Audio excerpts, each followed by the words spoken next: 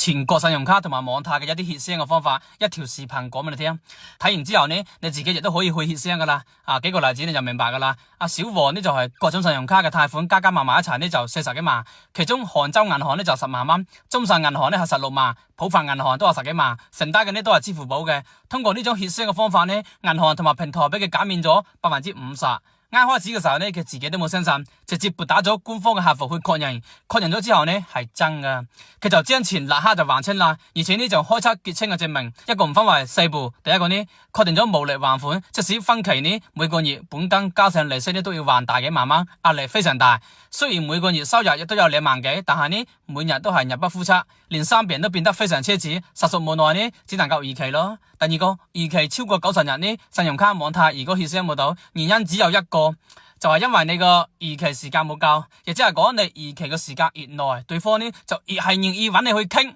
當然啦，呢個冇係惡意拖欠，一定係自己無力償還嘅情況下，亦都可以理解為逾期越耐呢就越有可能傾到減免或者係一次性本金打折。咁具體係打8折、7折定係4折呢，甚至更低，係根據你自己嘅情況同埋談判嘅能力，俾出個方案都係冇一樣嘅，並且呢仲有借款嘅理由都非常重要噶。第三，如何去還呢？呢個係非常重要，一定要整夠本金先至去傾，否則呢唔好輕易去承諾還款嘅時間。如果你承諾咗以後冇能夠履約呢，咁以後再傾嘅情況下難度就更加大啦。唔好盲目去承諾。其次就係，如果你真係想還嘅話，就可以向屋企借一部分嘅錢。雖然欠一個人情，但係呢種平台嘅錢呢，能夠冇用就盡量冇用，各種利息罰息加埋一齊呢，都係一筆冇晒嘅數目。不如呢，先從身邊一啲人呢就借一部分來用先，後期再想辦法還俾佢哋。第四，要區別對待。每一個平台銀行呢都冇一樣嘅，但係唯一冇變嘅就係你要有還款嘅能力，你先至有機會去